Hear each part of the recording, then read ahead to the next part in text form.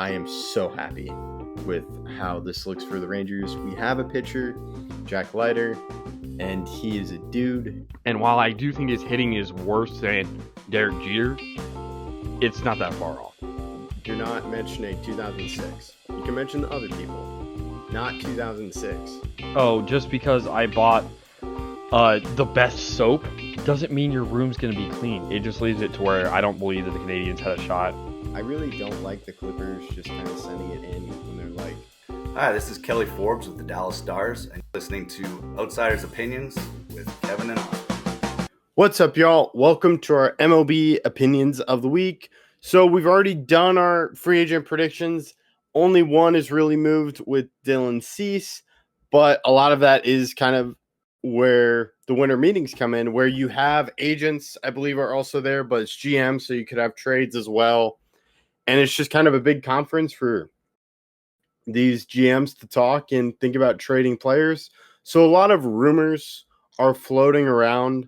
The one that sticks out to me, Austin, I know you have one, is the Nationals trading Mackenzie Gore and or CJ Abrams, which are two of the picks they got in the Juan Soto deal when they traded him to the Padres. And to me, I can understand trading assets, but I do think they are starting to enter into the cycle of, oh, we get a really good player, let's trade him. And I think they need to start handing out contracts. Even though these guys are under team control, Gore specifically through the 2027 season. So I would just keep them. Maybe you extend them, and then that way they can develop and start to build a culture in that clubhouse as players, and then they get better. Yeah. The Nationals have been better than I think some people would give them credit for the past couple seasons, but they're still a cut below getting into the playoffs. Abrams has been extremely inconsistent over the past couple of years, and that's part of the reason why I think they would want to move off of him, but he's still a good hitter and an okay fielder at shortstop. I wonder what his value is. I think that trading Abrams isn't the craziest thing, but I would definitely not want to trade Gore. Gore was by far their only starting pitcher this past year that had any level of success. He had 3 WAR, and while his ERA at 4.17 doesn't scream off the page, it's more defense-wise. Like his FIP was 3.74, meaning that his defense was worse than his ERA. I still think he's a good pitcher, and I think maybe trading Abrams makes a little bit of sense, but I don't really agree with trading Gore. Yeah, I think there is an argument, as you said, with Abrams. I still wouldn't do it. I think you can keep him, just see what he does. Definitely don't trade Gore. And yes, definitely don't trade him means there would be a high price, but I do think there is better value for both guys staying with the Nationals compared to what they would get in a trade. That's true. I think they'll do better. How much can you really get for them? And also, you have to think, like, how do you get these guys? And it's trading Soto, right? So I understand it a little bit, but I wouldn't move either of them. I could see them moving Abrams, like I said, but I definitely would not move Mackenzie Gore. Then, in other news, the Yankees are interested in Tatis. The prospect they would think about giving up is George Lombard Jr. I wouldn't – look, I love the idea of Tatis wearing pinstripes, Yankee pinstripes exclusively, but I've seen this before, and I would need some sort of guarantee that Tatis is going to sign long term. I thought, is Tatis on a big contract or? It's, let me see. Or is it a? I know he's on a contract. He's on a big. He's on like a 14-year one. Oh, okay. So but he has a full no trade clause through 2028. Yeah, and then a team. Oh yeah, A okay. 10 So he team. does have a longer contract. I don't know why I thought he didn't.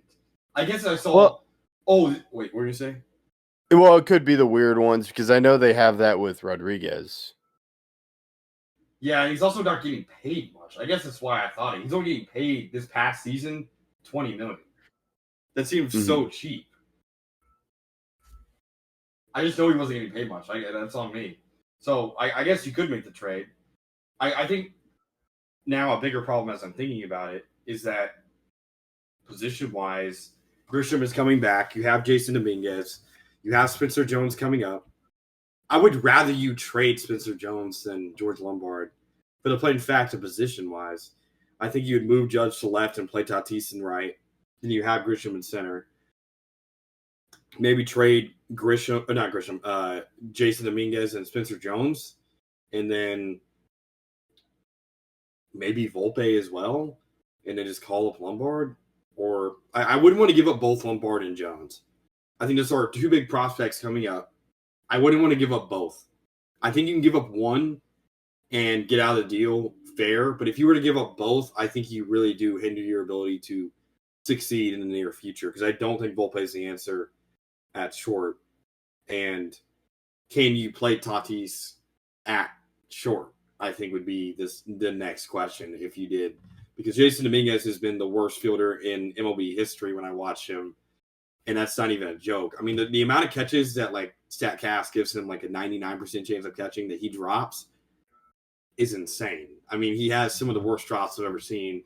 And while he's been very good on one side of switch hitting offensively, I don't want him to be the long-term answer. And obviously don't want him to take over Stanton's DH spot. If you could guarantee that Tatis could play shortstop at a level that is even close to his defense, that he plays in right, then I guess do it. But he's been one of the best fielders in right field since he's moved out there. I don't know. How likely do you think the Padres are to trading those guys? Because they still have Machado under contract. They still have Xander Bogaerts under contract. What are the chances you think of them making a move like that? I would say it's low, but I'm starting to see stuff of the Padres willing to trade guys, more veteran guys, and it could be they spent a lot of time of spending a lot of money, and maybe they want to focus on kind of restarting that because you are paying Tatis. A combination of it all, they are spending a lot of money on their team, and they haven't. Yes, they made it to the NLCS a few years ago, but it could be like, okay, let's get better, especially when you look at their starting pitching.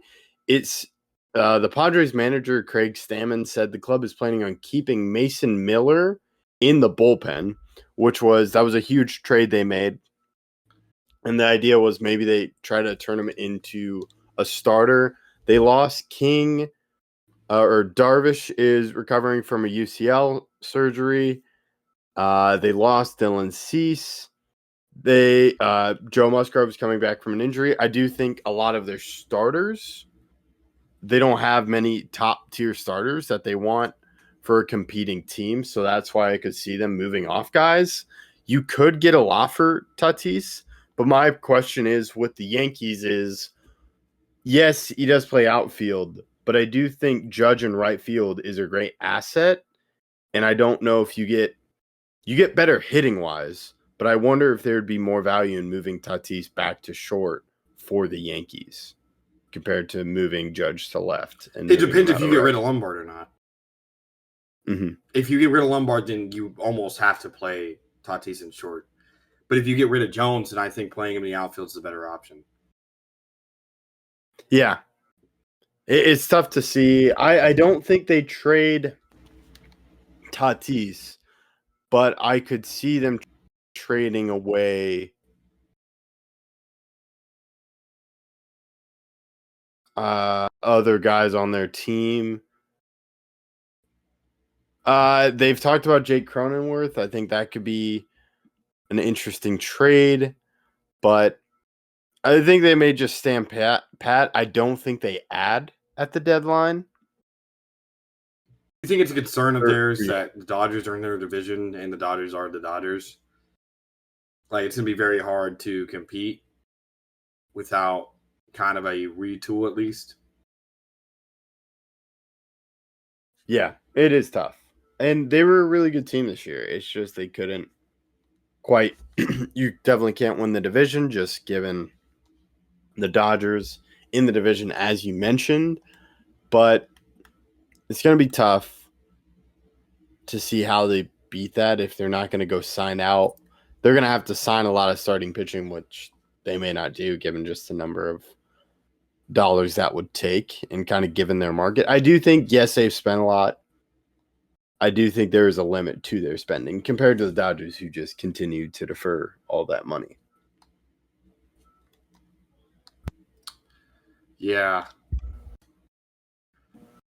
Man, I really don't know. I think that there's some questions they're going to have to answer, but I do believe that they're going to make a trade this offseason. I just don't know if it's going to be Tatis. I could see it being Machado or even Bogarts because of their age. But those guys, or especially Bogarts is getting paid so much for just very subpar play. So I don't know what you would get for him. Definitely not enough. I don't know if they're going to be able to get enough from kind of the market to actually trade Bogarts for anything. Or if a team would even take him on just to take him on, to take out the contract. Yeah. So I guess that leaves Machado because Tatis to me is still young, so he can kind of play through a rebuild. Yeah, Machado can, but Machado's still good. And I guess you could. I think the Yankees would take Machado in New York too, because third base is still a concern. So, are there any other teams you think may make some trades this offseason, or do you think it'll be waiting until next season kind of gets going for that to happen? I'm interested in the Diamondbacks and kind of the whole Ketel Marte saga. That's true. His price would be hefty, though. I mean, he's been a top 5 MVP candidate basically every time he's been healthy over the past ever since 2023. So I think, and he's a switch hitter. So I think it'd be a pretty hefty price tag. But yes, that is an interesting one to look at. Yeah, and then guys that I don't think get traded during the offseason but get traded at the deadline. It looks like the Cardinals were shopping Wilson Contreras. I think he's more of a deadline deal compared to an offseason. I could see the offseason being bigger tier guys like a Machado, Ketel Marte, just because there's going to be so much value. You're going to have so many more buyers now compared to trade deadline. That's true. I also think that, yeah, teams are more desperate, I think, during the trade deadline than they are in the offseason. I think they're willing to pay for a minimal guy. Paid more for him too, and also you could. I think the pressure of having to make a move like sooner, like they have to make a move like now, like they don't have time to think about it. They could make a trade that is more in your favor. Mm-hmm. And to me, Marte, Machado, Tatis, they're all going to have value at deadline. It's just the level of control you have before and what you can build your team and just have them immediately start for you. The risk, though, with one of those guys, though, is when they get hurt. Like, if a guy that is on the edge and you don't know if you want to trade him, then them getting hurt's not that bad. But if it's a guy you want to trade and you try to wait till the deadline to get more and they get hurt, well, now you just lost all that value. Yeah, exactly. So it's really interesting. I'd be shocked if Marte got traded because to me, he's been with the Diamondbacks. I think he's a great player for the Diamondbacks. I think he's the key of their entire locker room. I mean, I think that he's the Diamondback at this point, even though he's obviously played with Seattle. So I think he's a big part of their culture. I find it very hard to see them moving off of him unless he asks out. Yeah, and he hasn't done that yet. The Twins said they won't trade guys, even though they traded a lot of guys at the deadline, but longer term guys with Joe Ryan being one of them. So we'll have to see, but it's making for an already fun winter meetings, and hopefully a lot of signings come out of it. Yeah, I definitely am excited to review our free agency predictions and see where all these players end up. Yeah, and if you haven't seen that video, make sure you check it out. Let us know your thoughts in the comments. We appreciate you listening to Outsiders Opinions.